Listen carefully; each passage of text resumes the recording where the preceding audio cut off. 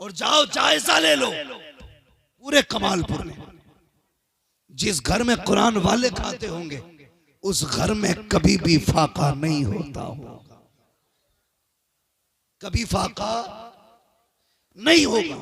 हुजूर के चहीते लाडले उम्मती वो कहते मैं मदीने शरीफ में इल्म सीखने गया। तवज्जो है ना, बात पूरी कर लूं, तैयार हैं तो कहें जरा या रसूल अल्लाह। मेरी आवाज बैठी आपकी नहीं, मुझे देखिए मैं हिम्मत कर रहा हूं, मुफ्ती साहब किबला का मसला है, ये बड़ी मोहब्बत से दावत दे के आए, वरना कंडीशन ये हजरत कह रहे थे मुझसे यार कमालपुर के लिए तारीख कैसे दे दी, मैंने कहा यहां पत्थर रख के दिए, वही हुआ, मगर होता वही है जो रब चाहता है, होता वही है जो रब चाहता है। मैं बोल रहा हूं ये भी मेरी मर्जी नहीं, रब की मर्जी है। अपनी भी कोई औकात है यार, वो कल टेंटरी पकड़ ले, तकरीर तो बड़ी बात है, पानी नहीं मांग पाएंगे। हाँ ये तो उसका करम है, बुलवा रहा है। तो मैं क्या अर्ज कर रहा था आपसे, याद है बात? मैं खाने के हवाले से बात कर रहा था। कुरान वालों को खाना खिलाया करो, अपने घर लेके जाया करो। हुजूर के एक लाडले उम्मती मदीना शरीफ इल्म सीखने गए, वहां खाना ना मिला, 3 साथी थे, 2 लौट के आ गए, अकेले रह गए। वो कहने लगे यहां रहा तो भूखा मर जाएगा, चल तू भी वतन चल। उसने कहा तुम नहीं जानते मैं हुजूर का मेहमान हूं, मैं मर जाऊंगा, जाऊंगा नहीं। और किसी के आगे हाथ यूं नहीं फैलाया। लोग कहते हुजूर का मेहमान होकर लोगों से रोटी मांग रहा है। कहते मैं गया और हुजूर के रोजे पे पहुंचा, मैंने कहा महबूब तेरा मेहमान हूं, 3 दिन से भूख लगी है, रोटी नहीं खाई है।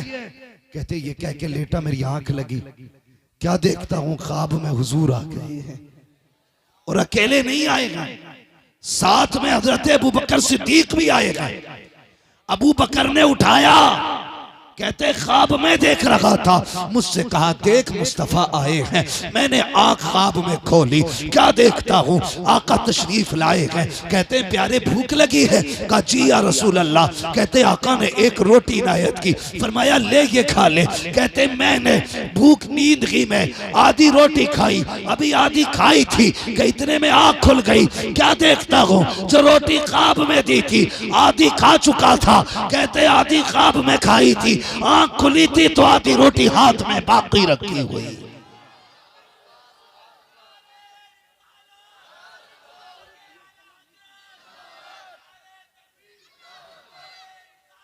मेरे बस की, अल्लाह आपको सलामत रखे नौजवान। तो ये हुजूर के मेहमान है। मेरा मेहमान आपके गांव में आ जाए, क्या मैं मुफ्ती अहमद को जानता हूं, उनसे मिलने आया था लेकिन मिले नहीं। आपसे मुझसे मोहब्बत होगी, आप कहेंगे यार कोई बात नहीं मेरे घर चाय पी जा, कोई कहेगा मेरे घर खाना खा ले, कोई कहेगा मेरे यहाँ पे यार कुछ नहीं पानी पी जा। वो मुझे फिर वापस मिले, कहे मैं कमालपुर गया था, तुम्हारा नाम लिया, लोगों ने बड़ा प्यार किया, तो बताओ मेरे दिल से तुम्हारे लिए दुआएं निकलेंगी कि बद्दुआएं? जोर से क्या निकलेगा? दुआएं निकलेंगी ना, कि मेरे मेहमान को मेरे नाम की वजह से इतनी इज्जत दी, अल्लाह उन्हें सदा इज्जतें देना। मुझे बता, अगर मेरे मेहमान की इज्जत करो मेरे दिल से दुआ निकलती है, अगर हुजूर के मेहमान की इज्जत करो तो मुस्तफा कितनी दुआएं देते हैं। सुभान अल्लाह, सुभान अल्लाह। हुजूर कितनी दुआएं देते होंगे। वो कहते होंगे यार अब इसने मेरे कुरान वाले मेहमान को रोटी खिलाई, तो इसकी नस्लों को खिलाते रहना, तो इसकी नस्लों को खिलाते रहना। मैं अक्सर कहता हूं पहली रोटी खिलाया करो इन कुरान वालों। कौन सी रोटी? बची हुई नहीं, पहली रोटी। एक बच्चा पढ़ने के लिए गया, बहुत तेजी के साथ बच्चा पढ़ने के लिए गया, एक घर पे खाना लगा, घर पे कोई नहीं था, एक बूढ़ी औरत थी। उसने कहा बेटे रोज आया कर, मैं तेरे लिए पहली रोटी हटा के रखती हूँ, तुझे देर होती है मदरसे से आने में, मैं तेरे लिए पहली रोटी बचा के रख देती हूँ, मेरे बच्चों से पहले पहली रोटी तुझे खानी है, पहली रोटी तुझे खानी है। तो वो बूढ़ी पहली रोटी बच्चे को खिलाती थी। जिंदगी में यही चलता रहा, उसके पास कोई नहीं था, अकेली थी और ये तालिब इल्म। दिन गुजरते गए, एक दिन वो आया कि इसका कुरान हिफ्ज मुकम्मल हुआ, हिफ्ज मुकम्मल हुआ। इसके दिल ने कहा यार क्यों ना खुशखबरी दूं, आज तेरी रोटियों का हक अदा हो गया, मैं हाफिज बन गया। सूरे नास मुकम्मल की कर दौड़ लगाई उस बूढ़ी के पास जो रोटी बनाती थी और पहली रोटी खिलाती थी। जाके देखा लोग दरवाजे पे खड़े हैं, भीड़ लगी है। पूछा क्या हुआ? कहा जिस बूढ़ी का इंतकाल हो गया। चीख निकल गई, रोता हुआ पलटा, कहने लगा जिस खुशखबरी के लिए आया था आज वो खुशखबरी सुनने के लिए बाकी नहीं रही। रोता हुआ चला गया मदरसे में वापस। अगले दिन लोग तज़किरे कर रहे थे। किसी ने उसी रात उस औरत को देखा ख्वाब में कि वो जन्नत में टहल लगी है। पूछा बता कौन सी नेकी काम आई? उसने कहा कोई और तो पता नहीं नेकी है कि नहीं, लेकिन मर के पहुंची। रब ने कहा फरिश्तों हिसाब ना लेना, ये मेरे कुरान वाले को पहली रोटी खिलाया करती थी, ये मेरे कुरान वाले को पहली रोटी खिलाया करती थी। कमालपुर वालों मुकद्दर के धनी हो, ये जिम्मेदारी तुम्हारी लगाई गई है। किसी के घर एक कुरान वाला खाता है, किसी के घर दो खाता है, किसी के घर तीन खाते हैं। कितने ऐसे होंगे जिन घरों से कई कई कुरान वाले हाफिज बन के निकल गए होंगे। जन्नत में देखोगे जब ये हाथ पकड़ के कहेंगे अल्लाह अकेले नहीं जाना है, जिसने रोटी खिलाई थी उसे भी साथ में लेके जाना। सुभान अल्लाह। नारे तकबीर, नारे तकबीर, नारे रिसालत, नारे रिसालत, मसलके आला हजरत, फैजाने आला हजरत, फैजाने औलिया इकराम, नारे तकबीर, नारे रिसालत। खिदमत करेंगे इनकी इंशाअल्लाह। जोर से बोलो और जोर से, और दुआ करो अल्लाह हर घर में कुरान का कारी पैदा फरमाए।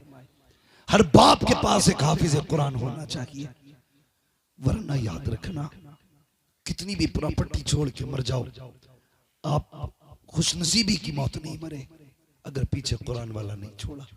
जाओ कब्रिस्तान जाके चेक करना कमालपुर वालों, तुम्हारे गांव में भी पहले अमीर लोग होते होंगे, हुए कि नहीं हुए? ना होते ना, तारीख रहती है हर शहर हर गांव की, अमीर होते। और जाओ जाके उनके कब्रों के पते लगाओ, जिनके 50 साल पहले नाम के आगे धुएं उड़ते थे, हाँ जिनकी नाक पे मक्खी नहीं बैठती थी, आज उनकी कब्रें कहां हैं? या तो निशानी मिट गए होंगे, अगर होंगी भी या तो लकड़ी दिखाई दे रही होंगी या गली हुई हड्डियां दिखाई देती होंगी। खुद दिल पे हाथ रख, खुद दिल पे हाथ रख, मुझे बता आज उनकी कब्रों पे फूल चढ़ाने वाले तो बड़ी बात, जब मिट्टी डालने वाले नहीं हैं तो 50 साल के बाद इस दौर में तेरी कब्र पे कौन फूल चढ़ाने आएगा? कोई नहीं आएगा। इसलिए अपने जीते जी ऐसे काम कर जा, कोई दुआ करे ना करे तेरी कब्र में रहमतें उतरती रहनी चाहिए। हाँ, उन बेटों से उम्मीद मत रखना जो अमीर है कि तुम्हारे लिए हाथ उठाएंगे, वो तो बरसी बरसी आधा घंटा देगा। अब्बा की बरसी इधर आधा घंटे के लिए टोपी लगा के बैठेगा। बेटा अगर हाफिज कुरान होगा, जब भी मुसल्ले पे खड़ा होगा कहेगा रब्बना गफिर ली वली वालिदैया वलिल मुमिनीन यौम यक़ूमुल हिसाब। जब जब आएगा मुसल्ले पे तब तब तेरे लिए दुआ करेगा, जब जब हाथ उठाएगा तब तब तेरे लिए मगफिरत मांगेगा। और अब बात छोड़ दे, जनाजा होता है ना तो आज इमाम साहब मुफ्ती साहब कहते हैं पढ़ाई जाए नमाज, पेड़ के नीचे से आवाज आती पढ़ाओ जी पढ़ाओ, सफ में कोई नहीं बोलता। बोले मैं बेटे से पूछना, बेटा ही तो है जो दूर खड़ा है, वो कितना बदनसीब बेटा है जो बाप के जनाजे में खड़ा ना हो सका। क्यों नहीं आया? याद नहीं है नमाज जनाजा। क्यों नहीं आया? पाक नहीं था। ऐसी औलाद से बे औलाद होना बेहतर है जो तेरे जनाजे में खड़ी ना हो सके। ऐसी औलाद से बे औलाद होना बेहतर है जो तेरे जनाजे में पाक ना हो सके, और जो खड़े होके तेरे लिए नमाज जनाजा नहीं पढ़ सकता, बता दफन होने के बाद तेरी कब्र पे कितनी बार जाएगा? आज मौलवी चंदा मांग ले, मुंह बिगाड़ के कहता भी तो दिए ही थे, रख संभाल के, ये तेरी दौलत पे बैठ के ऐसा तांडव करेगा कि तू कब्र में कूदेगा, ये दुनिया में कूदेगा।